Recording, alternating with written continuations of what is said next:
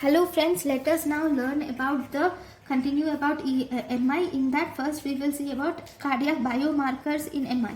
In cardiac biomarkers in MI, the enzyme which is elevated is troponin. I is elevated and troponin I and T are elevated. Both these have a peak of 1 to 2 days, and if you see the duration elevated, these are elevated for 2 weeks. And what is the differential diagnosis? So if you see the differential diagnosis, troponin T and I are not just elevated in MI, they are elevated in MI, congestive heart failure, atrial fibrillation, acute pulmonary embolism. They are also elevated in myocarditis. Okay, they are elevated in chronic renal insufficiency. They are also elevated in sepsis and hypovolemia. Okay, so these are the different conditions where troponin I and T is elevated. Then the next cardiac biomarker is creatinine kinase myocardial band. This is creatinine kinase myocardial band. Okay, if you see peak here, this is elevated for 1 day and elevated in 1 day, and duration elevated is elevated for 3 days. Okay, peak is seen at 1 day and elevated for 3 days, and it is seen in myocardial differential diagnosis. Definitely it is seen in myocardial myocardial infarction, myocarditis, okay, muscular dystrophy. It is also increased in pericarditis and defibrillation. Okay, it takes almost 2 to 4 hours to appear. Okay, whereas what about this troponin I? Troponin I also takes 2 to 4 hours to appear. Okay, and this troponin I and troponin T are most sensitive and specific. Most sensitive and specific is troponin I and troponin T. So if you were asked a one-liner, if you were asked what is the first biomarker, to raise after MI? After MI, the first biomarker to raise is heart fatty acid binding globulin. This is the new biomarker, which is heart fatty acid binding protein, followed by myoglobin. Then if you were asked what is the marker of reinfarction, after 3 days, the marker of reinfarction is creatinine kinase myocardial band type.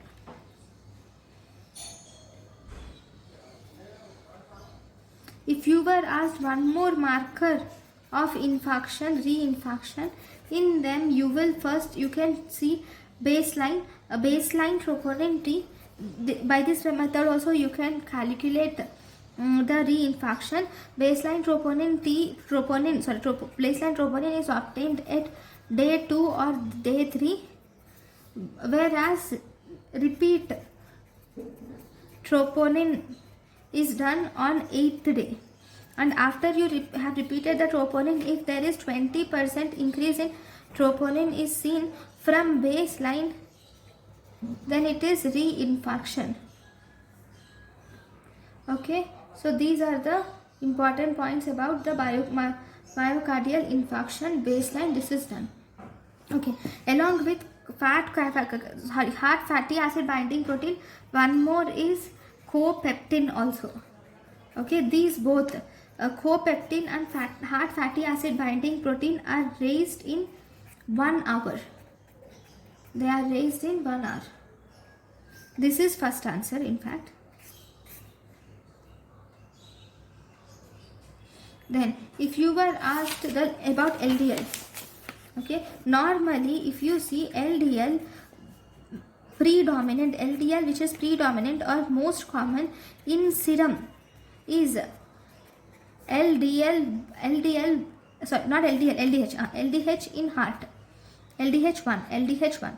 Most predominant is LDH1 in heart. Okay, sorry, most predominant is LDH1 in heart. In serum it is LDH2. Most predominant in the serum is LDH2, whereas most predominant in the heart is LDH1. But in MI, if you see, LDH1 becomes more than LDH2 because there will be myocardial necrosis, and there will be loss of this LDH has been lost from the cell, and it goes outside and it goes to the serum. So as a result, in serum also there will be increased LDH more than LDH2. So LDH in serum in a patient in MI is LDH1 more than LDH2. This pattern is called as flipped pattern. This is called flipped pattern. Okay, now let us also learn about the site of involvement of arteries and their corresponding myocardial lesion. Involvement of arteries and myocardial lesions. If you see these, first, if left anterior descending artery is involved, left anterior descending artery is 40 to 50%. It is actually most common. If this is involved, the infarction is seen either in the anterior wall of the left ventricle near the apex, or it is seen in anterior portion of ventricular septum, okay, or it is seen in the apex circumferentially. Okay, if the infarct is present in right coronary artery in 30 to 40%, here you will see that the infarction is seen in the inferior posterior wall of left ventricle or posterior portion of ventricular septa, or there can be involvement of inferior posterior right ventricular free wall. Inferior posterior right ventricular free wall may be involved. Then finally, the next important thing is left circumflex involvement. If there is involvement of left circumflex artery, it is seen in 15 to 20%. Here the infarction is seen in lateral wall of the left ventricle except at apex. Okay, so these three are most common. If you see the uncommon lesions can be seen in left main coronary artery. They are seen in left main coronary artery. They can be seen in secondary branches like diagonal branch of left anterior descending artery, or it can be seen in marginal branches also. Okay, rarely you can also see the infarct in penetrating intramyocardial branches of coronary artery. You can also see penetrating intramyocardial branches of coronary artery. Then, if you were asked one-liner, volume of infarcted area is detected by, how much amount of infarct is present is in acute MI, volume of infarcted area can be detected by, it is detected by two scans. Okay, one, it is detected by echocardiography. Next it is, okay, let me tell you, there are list of scans. One, this volume of infarcted area can be detected by echocardiography. It can be detected by CT scan, MRI, PET scanning can be used, or it can also be detected by radionuclide scintigraphy, which include thallium, and it also includes technetium scanning. Okay, so these are the different tests which will tell us about the volume of infarcted area. Next,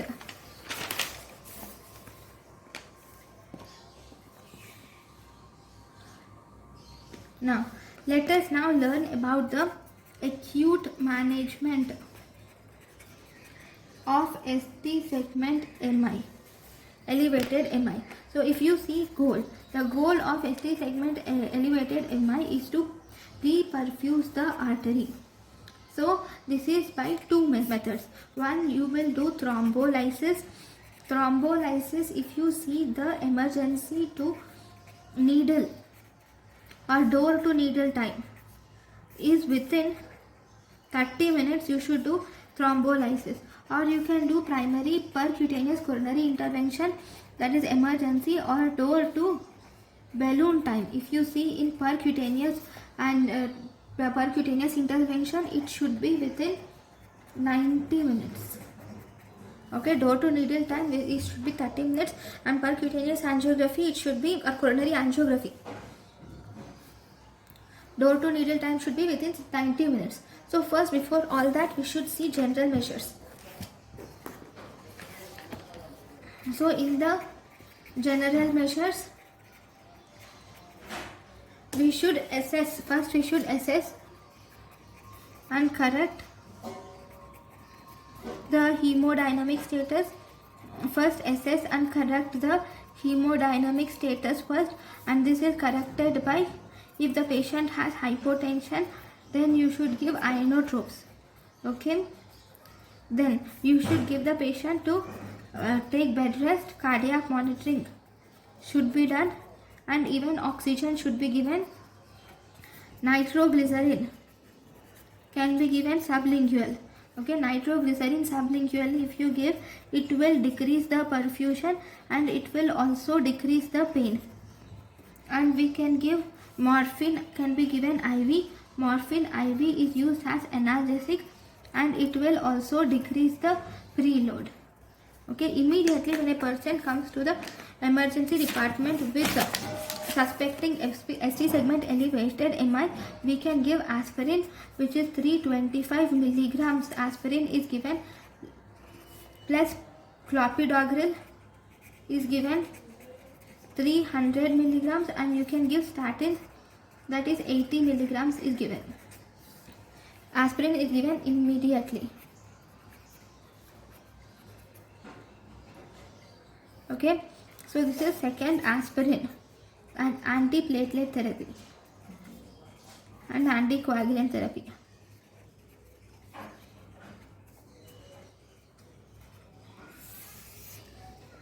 Okay, now aspirin is given 325 milligrams and clopidogrel 300 milligrams is given. This is loading dose, and after giving this you will have to give 75 milligrams OD.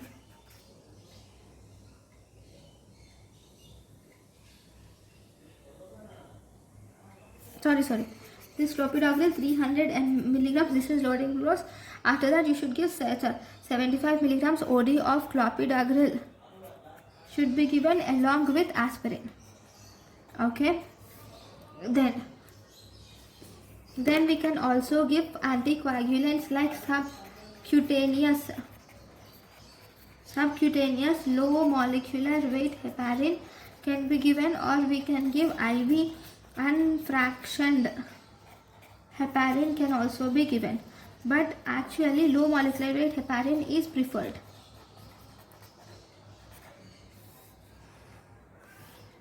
That is, low molecular weight heparin is preferred, but heparin, unfractioned heparin is also preferred for some cases. Unfractioned heparin is preferred in, where do you prefer unfractioned heparin? Unfractioned heparin is preferred in renal failure, or if there is coronary artery bypass grafting is planned, if coronary artery bypass grafting is planned within 24 hours. In both these cases, there is, you will see, you will have to give heparin. Okay, if the percutaneous coronary intervention is planned, then you should give clopidogrel 300 milligrams loading dose of clopidogrel should be given, followed by IV GP2A 3B inhibitor is given.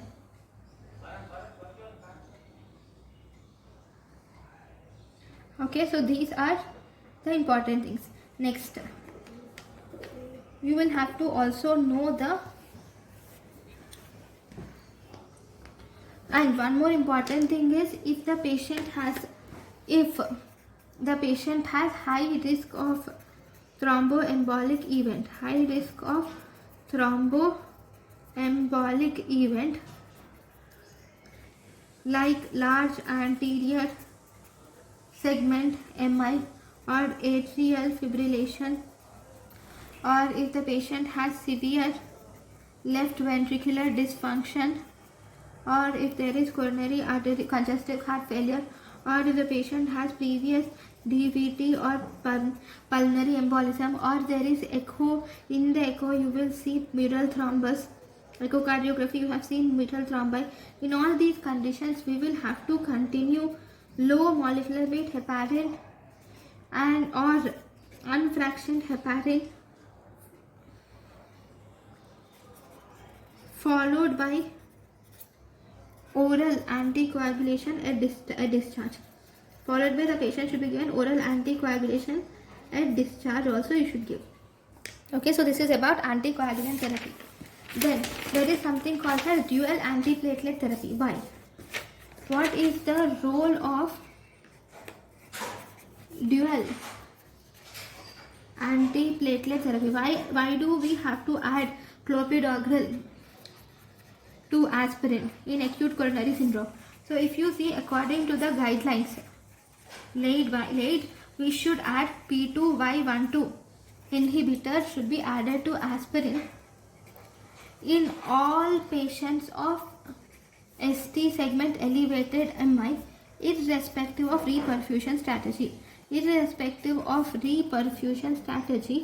P2Y12 inhibitors should be added to all the patients.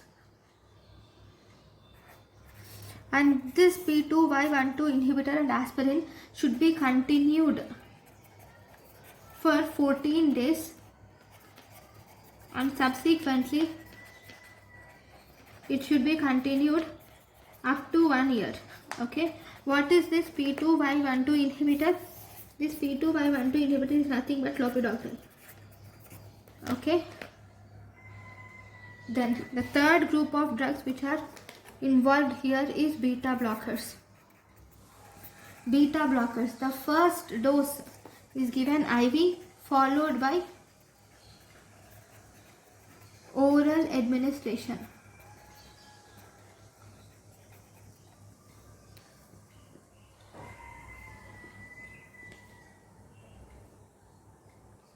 What does beta blockers do? These will decrease the heart rate and these will also decrease the myocardial demand. If in any patients beta blockers are contraindicated,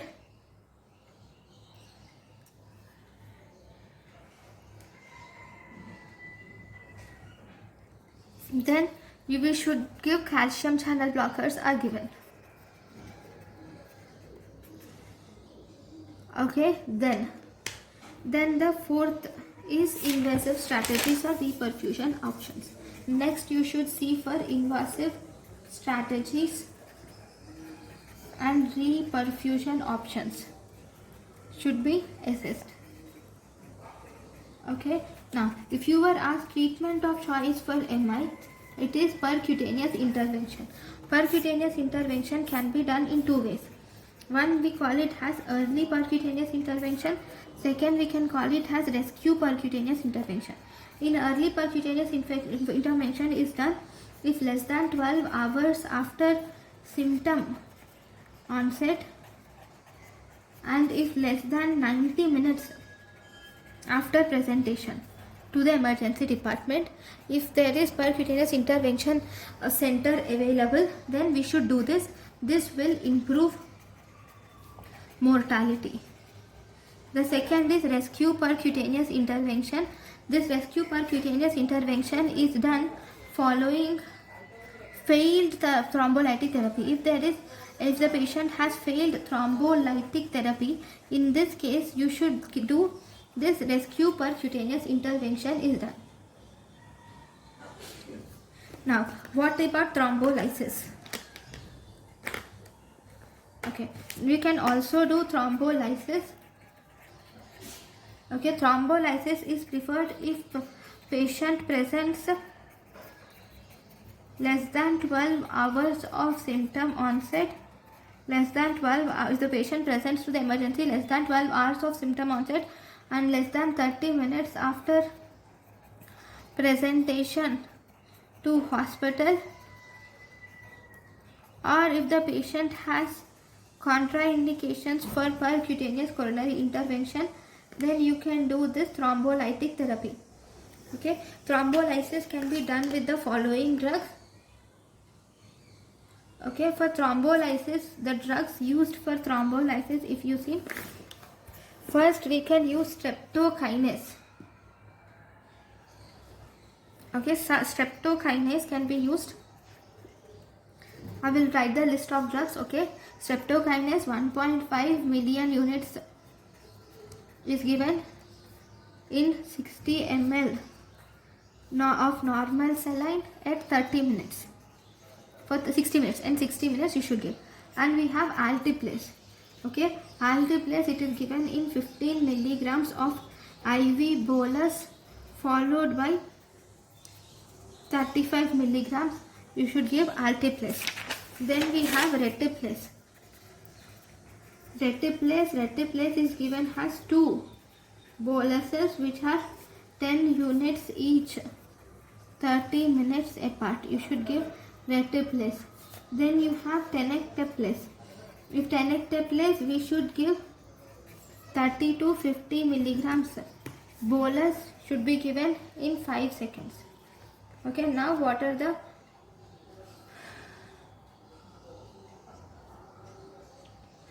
contraindications of fibrinolytic therapy? So if you see the contraindications of fibrinolytic use, in ST segment elevated MI, we can again divide these as absolute contraindications or relative contraindications. Okay, in absolute contraindication,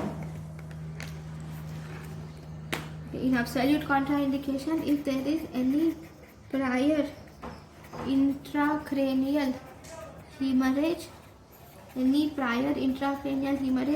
or non-cerebral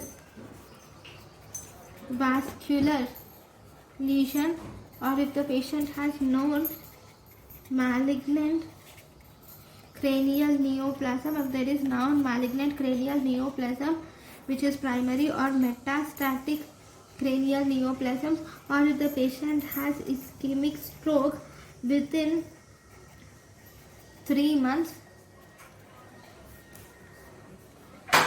except acute ischemic stroke in 3 hours. If there is acute ischemic stroke in 3 hours, it's okay, you can give. But if there is ischemic stroke for 3 months, you should not give. Or if the patient has suspected aortic dissection, because this dissection starts to bleed and the aorta may rupture. If there is any active bleeding, diastasis, we should not give except the menstruation. Then if there is any significant, if the patient has significant closed head or facial trauma in 3 months. Okay, so these are the absolute contraindications of fibrinolytic use in ST segment elevated MI. Now if you see relative contraindications, these include history of chronic severe poorly controlled hypertension,